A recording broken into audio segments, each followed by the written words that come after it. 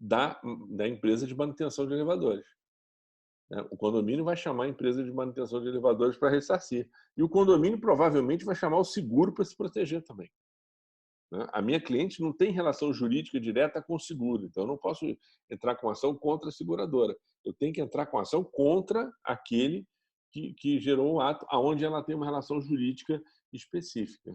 Tá? Ficou claro isso aí? Sim. Tá. Então eu tenho uma responsabilidade civil contratual ou uma responsabilidade civil extracontratual. Eu tenho uma responsabilidade civil subjetiva e tenho uma responsabilidade civil objetiva. Entre todas elas, existem obrigações de ressarcir o prejuízo que foi causado. Não se esqueçam que, tanto numa quanto na outra, eu tenho que fazer a comprovação do nexo de causalidade, de que aquele ato ilícito provocou o prejuízo ou dano a um determinado patrimônio que me pertence. Tá? Esse dano ele pode ser de âmbito ou material. Existem diversos outros que eles chamam de dano que são subjetivos, né? Desculpa. Então, dano moral, por exemplo.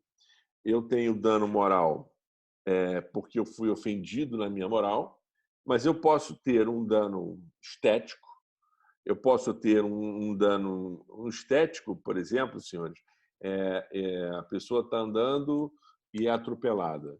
Aconteceu isso uma vez com um cliente nosso também. A empresa é uma empresa de pizza, eu vou dar o nome porque não tem problema. A empresa tinha 80 motocicletas, isso no início dos anos 2000, 2002, por aí. Ela tinha 80 motocicletas para entregar pizza no Rio de Janeiro. Você imagina o que é 80 motocicletas entregando pizza no fim de semana? São mais ou menos três funcionários por cada moto, né? Eles rodam 24 horas por dia. Vocês imaginam a quantidade de acidentes que aconteciam, né? Ainda mais como motoboys, que não são nem, na época não eram nem terceirizados. Naquela época, o motoboy era funcionário da empresa. A empresa era a Pizzaria Parmê. Não sei se já ouviram falar no Rio de Janeiro. É uma grande pizzaria que inovou com um delivery, né? Com a entrega de pizza. Eles foram um dos grandes, no Rio de Janeiro, a empresa mais pioneira nisso. O que o cidadão fez? Encomendou uma pizza. Então, o motoboy foi levar a pizza. O motoboy, para ganhar tempo, porque a pizza tinha que estar quente, porque tinha que levar o refrigerante gelado e que tinha que entregar com tanto de tempo, o que eles fizeram? Ele entrou na contramão, numa rua lá em Vila Isabel. Ele entrou na contramão. Quando ele entrou na contramão, ele apagou os faróis para não ser pego por alguma coisa de evitar anotar em placa, aquelas coisas. Uma coisa de motoboy. O cara entrou na contramão e apagou o farol. Isso eram mais ou menos 10 horas da noite. Tinha um grupo de crianças jogando bola no meio da rua. No meio da rua, no Rio de Janeiro, você imagina. E o motoboy atropelou um garoto. E o garoto bateu com o cotovelo, quebrou o cotovelo. Bom, teve um dano. Esse dano foi um dano moral. A empresa foi chamar o corpo de bombeiro, levaram o garoto, fizeram o pagamento de todas as despesas médicas e hospitalares que tiveram, e a mãe desse garoto entrou com uma ação de reparação de dano. Aí o advogado pediu dano moral, dano estético, perda laborativa, quer dizer, perda de direito a perda da capacidade de trabalho por um determinado período de tempo, e o ressarcimento de dano material. O ressarcimento de dano material não houve, porque a empresa custeou todos o tratamento médico daquele garoto. O dano moral, a empresa foi condenada a pagar na época, foi uma grana, assim, uns 100 salários mínimos. Hoje daria o quê? Quase 100 mil reais, né? Cento e poucos mil reais. Porque ele quebrou o cotovelo em vários pedaços, né? Então realmente o garoto ficou com uma certa, não vou dizer que o garoto ficou impossibilitado, não. Depois o garoto tinha 14 anos, 13 anos, o processo se levou quase 8 anos, quando a gente teve a audiência, o garoto já era um homem forte, tinha uma tatuagem no braço, né? E ele teve uma fratura exposta. Então, uma fratura no cotovelo dele com a fratura exposta na parte do antebraço não, foi do braço mesmo, ele gerou uma cicatriz, só que ele meteu uma tatuagem por cima. Quando ele meteu a tatuagem, a gente demonstrou que o dano estético que ele alegava não existia, porque ele não teve nenhuma violação feia que pudesse ser composta em razão daquilo. Tinha uma cicatriz? Tinha, mas era imperceptível. Não só pela tatuagem, mas também era muito fina, foi costurada de forma correta e tal. E o dano e a perda laboral não teve.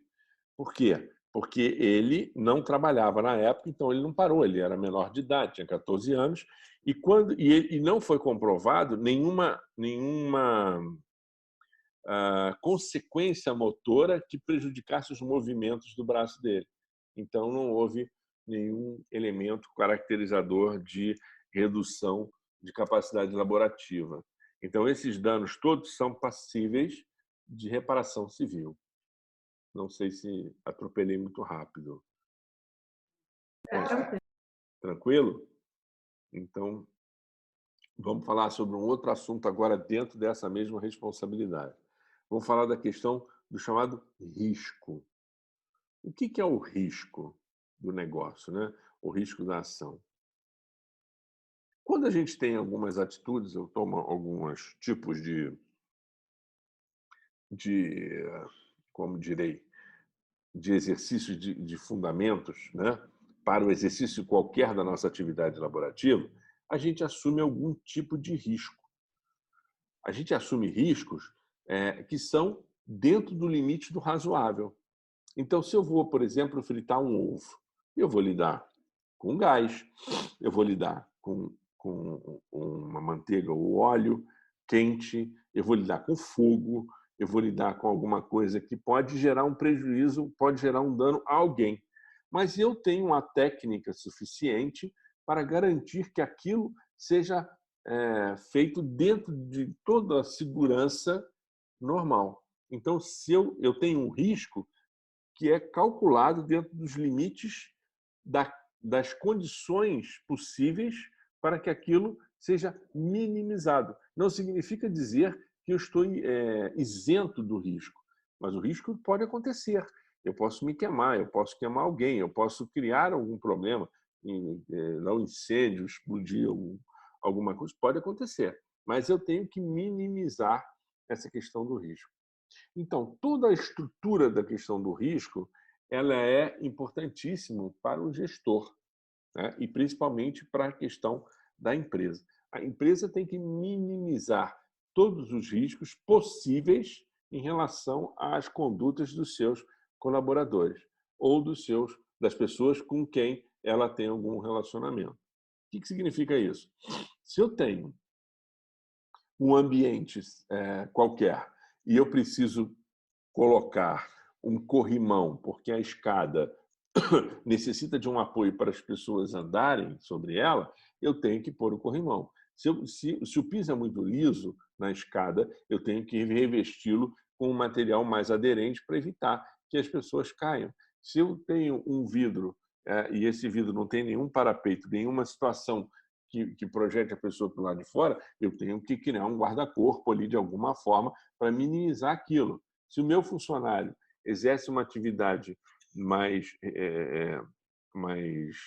como direi, perigosa, eu tenho que dar a ele equipamentos de segurança que permitam a ele minimizar o risco pelo qual ele corre. Ou seja, os óculos de segurança, o capacete, luvas, máscara, que a gente vive agora nessa situação, né? Uma máscarazinha. Eu tenho que dar elementos suficientes para minimizar a questão do risco. Muitas vezes, quando eu não cumpro essa minha obrigação, né, e esse risco sai e acontece o acidente, porque os acidentes acontecem, muitas das vezes não é culpa de ninguém. Né? Às vezes acontece um acidente que não é culpa de ninguém. Aconteceu. Você pode ver, por exemplo, caiu um raio no pátio da empresa. né? O chão estava molhado, ele eletrizou todo o piso e alguns funcionários tiveram falecimento, por exemplo. A empresa era obrigada a usar, né?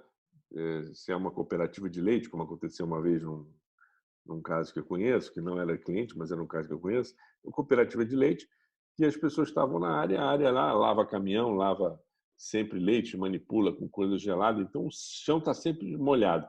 Caiu um raio ali perto que energizou o chão e matou 2 ou 3 pessoas. As pessoas que morreram não estavam com galocha, elas não estavam com o equipamento de uso para a proteção dos seus pés. E isso gerou uma indenização.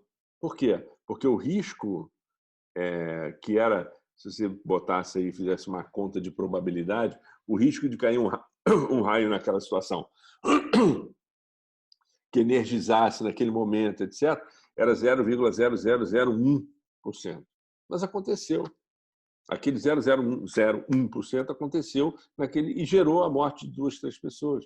E isso gerou, quer dizer, uma responsabilidade da empresa, não por um fato alheio de ter caído, mas pela ausência do equipamento de segurança. Agora, se eles estão na rua, indo para o trabalho, e cai um raio, e esse raio energiza o local onde eles estão e eles acabam falecendo, eu não tenho nada com isso. Infelizmente, foi uma fatalidade. E fatalidade acontece, né? Fatalidades efetivamente acontecem. Aconteceu aqui na Rua Ipiranga, foi em 2013 para 2014. Uma senhora ia atravessar a rua, passou um caminhão da prefeitura, não estava correndo, estava dentro de um limite relativamente baixo de velocidade, mas estava numa situação de descida, né? Da Rua Ipiranga para o centro aqui para a Catedral, de uma certa descida. A senhora, ela fingiu que ia atravessar, assim, ela ameaçou atravessar, o cidadão sentiu que ela ia atravessar, ele tirou o caminhão um pouco de lado. A senhora tropeçou e caiu.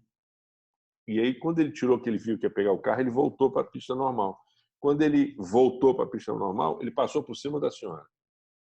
Foi um acidente, uma fatalidade. Ela estava atravessando um lugar impróprio, ela tinha canteiro, ela estava andando entre o canteiro e a via. Quer dizer, houve uma fatalidade. Assim, um acidente acontece. Ali a indenização, por mais que o cara fosse um expert no volante, ele provavelmente não conseguiria evitar que aquele resultado acontecesse, né? Foi um acidente mesmo. Não teve uma culpa daquele cidadão, né? Tanto que o dono do caminhão, que no caso era o município, nem foi condenado a nada. Acabou suportando que tinha seguro, né? Foi obrigado a pagar o que era devido, né? Logicamente pelo seguro, DPVAT, mais seguro de vida e ponto. Mas não teve nenhum outro processo. Nesse caso, quando eu falo minimiza o risco, porque a velocidade estava compatível com o local onde o caminhão estava transitando, o caminhão estava na mão de direção, o motorista do caminhão era habilitado, o caminhão não estava em trajetos sinuosos, ele estava dentro do procedimento normal do que qualquer outra pessoa faria naquela condição. Mas aconteceu, né? Então existem fatalidades, e essas fatalidades também são consideradas como tal, como fatalidade, e não como um elemento de indenização. Dúvidas? Falei um pouquinho do risco. Alguém quer alguma observação? Posso adiantar?